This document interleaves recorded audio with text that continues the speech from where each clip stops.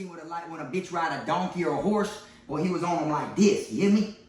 Just give it to him like he was riding a horse, y'all, or a donkey or something. Haha, I'm the best. Finna be this way till I EOS. Take it how you want, nigga, yeah, I'm a pro. Fuck around and bust your lot while you're at Vizzo. I hate to be this way, but I live for the moment. Waking up every day, show me an opponent. Shanks on deck, hitting bitch with locks. So much pool, I can even start you from the box. You don't wanna pay rent, got me bent. Got lax on deck, your money was well spent. Vultures on the prowl, so don't try testing. Step 2, cause violent first steps, finessing. You a hold down man, suitcase this. My cell phone, I'm a charger, don't walk with a limp. Get it knocked off or missing, you gon' get it. Next time I see you ass, you gon' leave airlifted. What's up, everybody? You already know, man. Kfrogtv back in the building. Y'all go ahead and do me that solid favor. Hit that like, subscribe button, and make sure you hit the notification bell so you can see it first. For this video here, I'm going to be telling y'all about the first time I seen someone get stabbed while I was locked up, serving a 60-month sentence down here in the state of Florida. Now, don't get me wrong. Throughout my share of being incarcerated, I seen a bunch of shit go down, whether it was people get beat up, people hit with locks, people cut with razor blades, people wet up with bangers like this, pokers, woos, machetes, all that stuff. You feel me? But for this one here, I'm going to be talking about the very first time I seen somebody get wet up. Now, I was at Calhoun CI, all right? That was my first permanent camp, all right? I'll give y'all a little breakdown of what I mean by that. But when you first get locked up, obviously you go to the police station. Then from the police station, you go to the county. Then from the county, you go to a prison reception center, all right? Me, I'm from down south, so the first reception center that I would go to is South Florida Reception Center. I ended up getting sent to Calhoun, which is way up in the Panhandle, all right, which is at the top of Florida. So I had to go through all reception centers that are down here in Florida. So as I went through South Florida Reception Center, I didn't see nobody get stabbed. Then I went to Orlando's Reception Center, didn't see nobody get hit up. Then I went to Lake Butler, nobody got hit up there either. Then I went to Washington Annex, nobody got hit up there either. And then I finally touched down at my main camp, which was Calhoun CI in Blountstown, Florida. Now, when I got there and everything, I did background, stories on this before when I first got there. I got put in A dorm, which was the orientation dorm, waiting to see ICT so they can give me my job assignment. When they finally gave me my job assignment, fucking luck of the draw, y'all, I got put in the kitchen, which I didn't want to get put in the kitchen. I only lasted 5 days, but I got put in the kitchen. Now, once you get your job, they take you out of A dorm and they spread you out on the compound to whatever dorm your job requirement is actually housed in. You feel me? For me, C dorm is where I was housed at because that's where the kitchen was, the workers while I was at Calhoun. Now, when this person got wet up, it caught me by surprise. And it literally made me feel like I need to wake up, okay? Because it happened so early in the morning, believe it or not. It happened on my way to work. Now, when they come around to wake you up to work in the kitchen, it's still dark out. They wake you up before everybody on the compound. You need a couple hours to get breakfast ready. So that way when the people who work outside the gate, like DOT, which is Department of Transportation, or people that work outside grounds, cutting grass, or Citrus Squad, that go inside the orange fields and pick oranges and shit, depending on what camp you're at, will, reflect on which jobs outside the gates or around that they actually have. So you got to go in there at the crack of dawn and get everything ready for breakfast shift. You feel me? So that way they come in and you can serve them their shit before they go outside the gate for the day. So on our way to, the chow hall early in the morning, everybody's walking like this, like a zombie. No one's really paying attention. Half asleep and all that. And I was one of these people. And I knew this is prison, You're supposed to have your eyes open, be on your P's and Q's 24/7. You don't let shit slide. If anything happens, even if it ain't to you, you want to be able to see it just to make sure it wasn't you. You feel me? But everybody's walking, got their eyes all closed and shit because they decided to stay up late the night before. That time comes like this when they come to wake you up. And I only lasted like 5 days in the kitchen, but this was like my 3rd or 4th day. And I'll never forget it. It was my first time seeing someone actually like stabbed, okay? Now, don't get me wrong, little incidents that happened before this, like people would get, brought by with the officers, getting walked to medical, their shit's ripped open, they're leaking, they got a $1.50. People get cut and stuff like that every once in a while at this time. But this was my first time actually seeing somebody like Camille, like literally was stabbing him. And like I said, we were walking to the chow hall from my dorm early in the morning. C dorm, the way C dorm is, along with all the other dorms, is it's like a little track, but there is no blind spots from C dorm to the chow hall. It's literally one long walkway. You gotta walk through the center gate, and then you go through, and then you come into the chow hall. Well, the first blind spot that we came across is where it actually took place, and that was on the side of the chow hall building. You know what I'm saying? Like I said, it's already dark. You gotta watch out for blind spots on a regular. People get wet up in certain camps, broad daylight, don't matter what time it is. You just happen to bend a corner. There's nobody that can see you on any sides of the institution, and then, you know, someone will have their way with you, and then nobody's seen what happened, and they'll walk off and blend right into the crowd. You feel me? And then anybody else that knows what's good for them, if they witness it, they know to keep their eyes and their mouth closed. You ain't see shit, I ain't hear shit, I don't know what happened, he fell like that, he did it to himself, whatever you tell them, but you know you don't tell them what really happened. So as we bend the corner of the blind spot at the chow hall, there was probably like, I'd say 15 of us maybe like 15 of us in line. We're the only ones on the compound walking, you know. There's an officer at the front of the line, you feel me? But we're the only ones walking. It's like a dead zone. Like the whole compound is just shut down. All the lights are out in all the dorms, so nothing's lit up through the cells or none of that shit. So as soon as we bend the corner, you know, like I said, we were all walking like zombies. We bend the corner. One of the dudes ends up pulling out a knife, and he runs up to this dude, and he swings at him. The other dude seen it coming, and he like leaned against the wall and tried to fight him off. But when he tried to fight him off, the dude with the knife that swung grabbed the dude by the shirt with his other hand and was still swinging like this. And through the luck of it, man, he literally pulled his shirt over his head. Once he pulled his shirt over his head and was swinging the knife like this, the first couple jabs didn't look like it was going in at all. Like it looked like it was getting more caught in the shirt than it was in the person. And the dude was trying to get the shit off of his head at the same time was trying to fight the dude off. I know he was panicking. He was probably scared as shit. You can't see it, you know what I'm saying? And one of the only things you can really not see that you're fighting and battling is something like cancer or a disease or something. That's a fight that you cannot see what it's doing to you. You understand? You can't see it. But this was like a hand-to-hand combat. You feel me? Yeah, your fucking life's on the line. And he got the shirt put over his head, so he went to panicking. And since he was panicking and the guy was swinging the knife like this, the guy managed to get behind him and shoved him on the ground. And the dude was on his knees, still about to come out of the shirt. But as he was on his knees, the dude was behind him like he was riding a fucking donkey, y'all, with this banger like this. And he was hitting him. Like hitting him. Like I'm talking about all in his back, his sides. And you know he was getting hit because the dude was making this like loud ass hollering grunt noise each time that shit broke the skin. And you could see the puddle of blood. His shirt was drenched in blood. You feel me? And he was literally giving it to him. He was riding him. You feel me?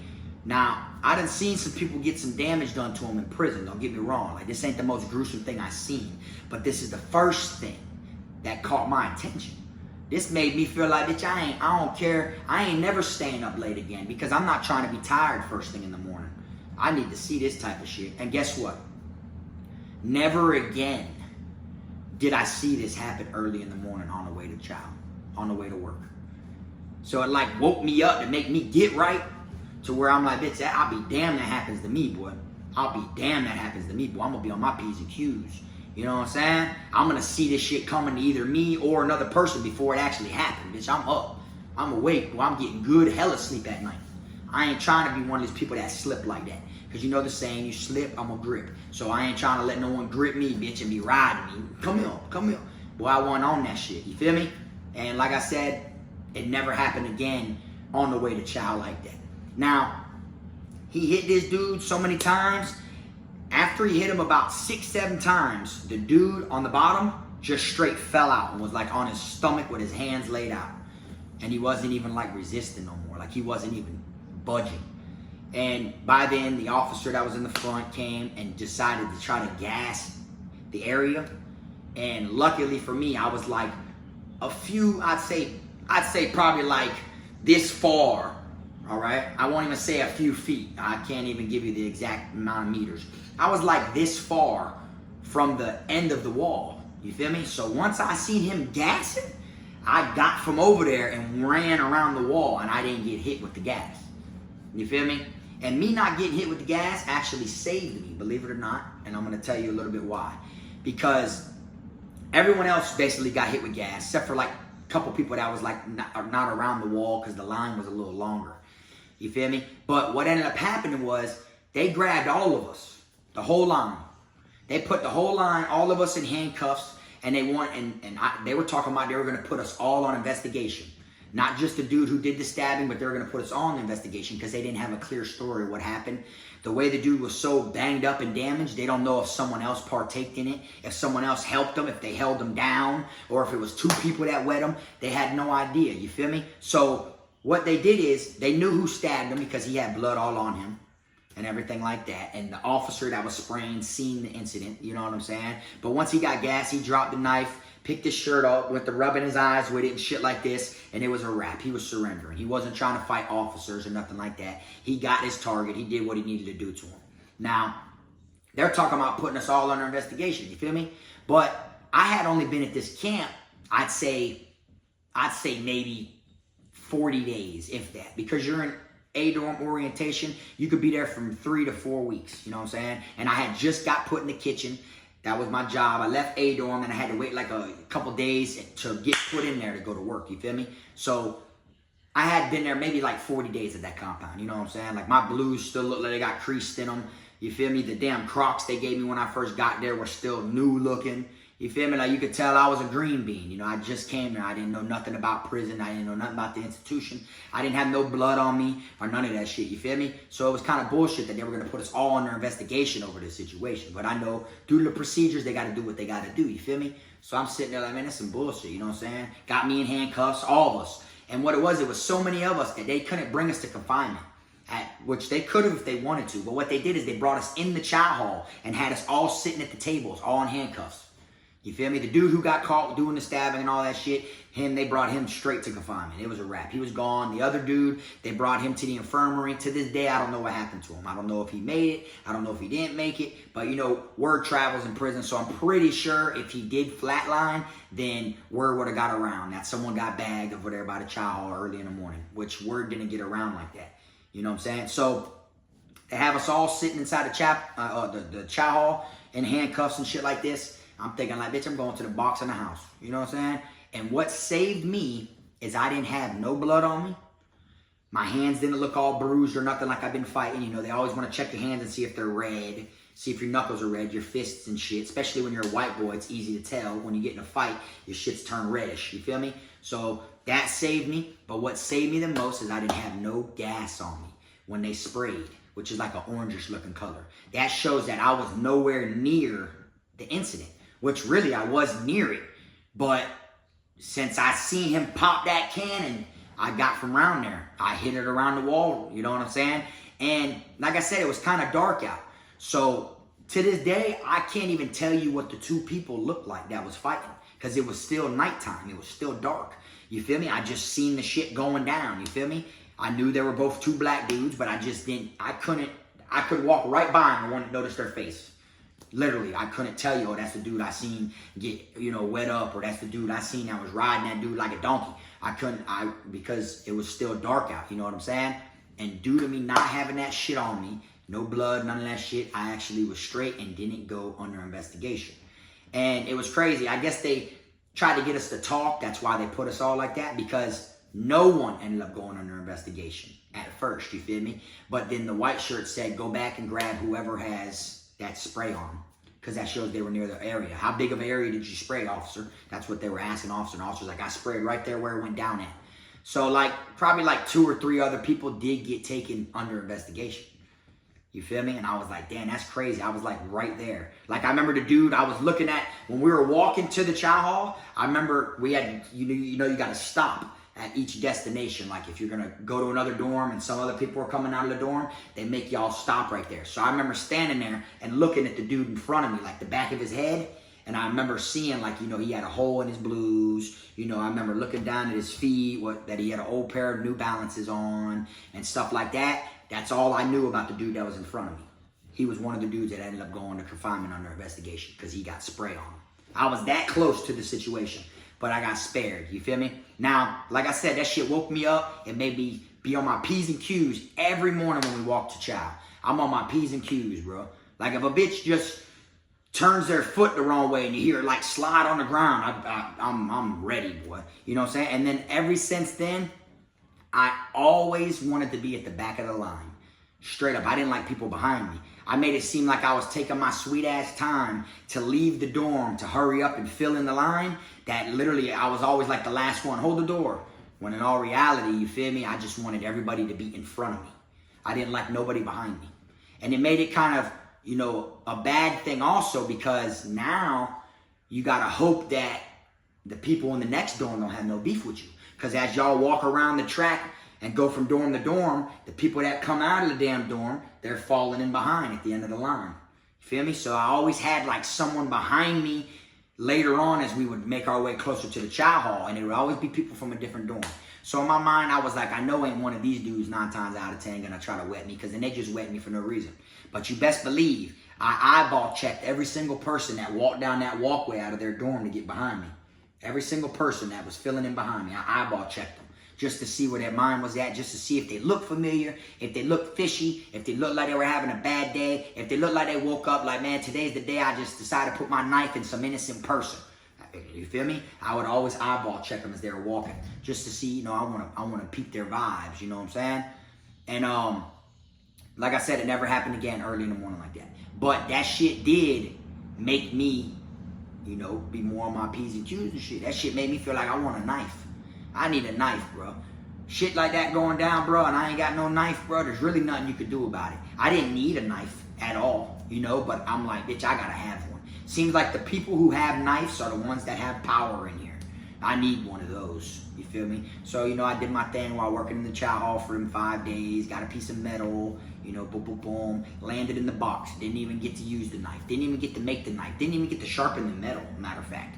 Feel me? Landed in the box over a cell phone for 60 days. That was my first time going to confinement from Calhoun. You feel me? But you see so many people get hit up in prison, and there's always something behind it. Whether it's meant to happen, if it's intentionally or not intentionally, if it's a mistake, if it's someone suspicious somebody did something, or if it's beef from the streets, you never know what it is. If it's beef from another compound, if it's in-house, like institution beef, you never know. So it happens so frequently. It's just the first time you see it, that shit gonna catch your attention more than after a while. You know, it's kind of like same thing when people mess with boys in the chain gang, people that mess with sissies. All right, it catches your attention more on who ain't get stabbed than who did get stabbed. Same thing with the sissy situation. It blows your mind on more who isn't a sissy than it is who is, because after a while you find out so many different people mess with boys that they're sissies, that it's nothing new. You'd be like, oh, I figured that, you know, I had a feeling about it. But then when you find out, nah, that one dude ain't no sissy or whatever, you're like, nah, for real? Oh, bitch, the whole time I thought he was rocking like that. You feel me? So it's like, same thing with stabbings. That shit happens so frequently, you know what I'm saying? And people do get it done to them that didn't deserve it. But a lot of times, people that get wet up did deserve it. It came from somewhere. They told, they stole, they messed with boys and they're in a gang they weren't supposed to. Or they sent hits. Hits got, you know, backfired on them. Or they intercepted some type of a bomb of dope that wasn't theirs. Or, you know what I'm saying? It all depends on what it is. But a lot of times, people get wet. Now, this was when I was at my first camp, Calhoun, like I said. Once I landed at Charlotte, I had no choice but to adapt to that shit. You feel me? Calhoun, there was more fighting and buck 50s and shit like that than there was actually people trying to kill you. You feel me? But once I went to Charlotte, it was a different ballgame.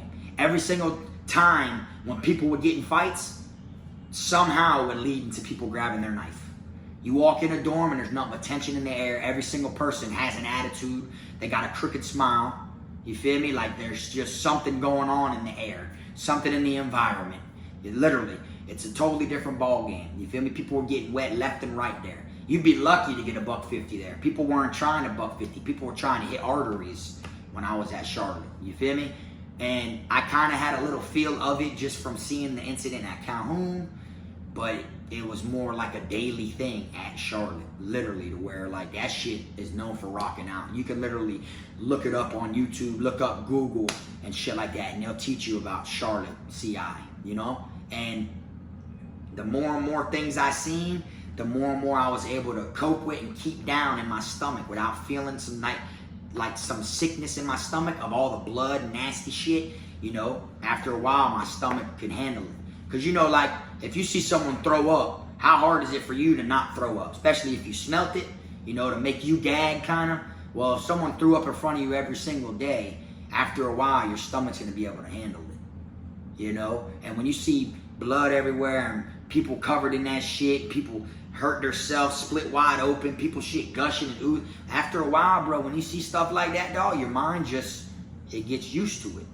You know, yeah, you might have some dreams and shit like that, some little flashbacks and stuff, but you're able to cope with it, you know what I'm saying? And don't get me wrong now, when I was at Calhoun after this incident happened, there was a couple times that I dreamed the shit, like it was re-happening.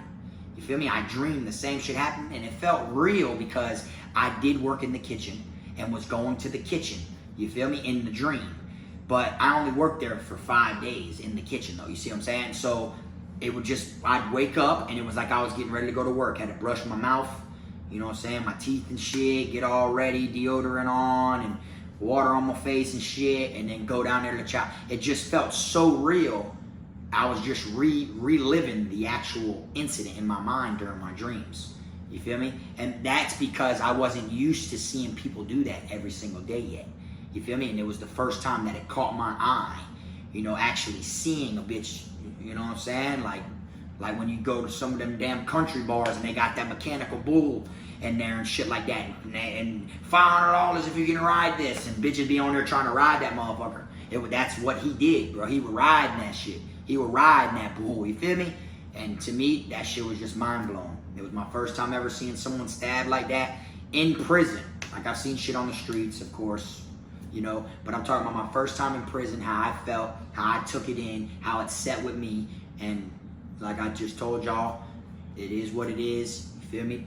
That dude looked like he was out of there, you know? That shit's crazy. But I'm gonna wrap this one on up though, man. I appreciate y'all taking the time to pay attention, listen to the story.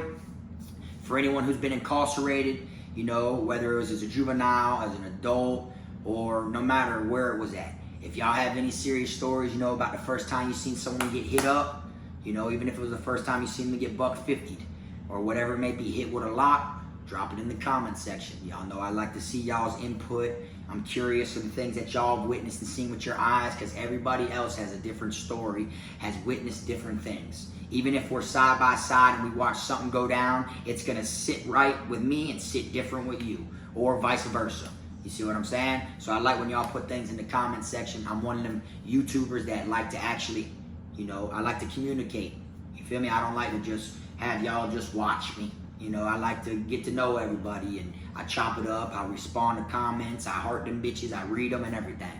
All right, so I'm gonna make sure I'm gonna say that. But I'm gonna go ahead and wrap this one on up. I appreciate y'all rocking with me. Y'all already know, man, keep them rats, snakes, clowns, chomos, weirdos, all them out of your circle. And until next time, this is the one and only Frog.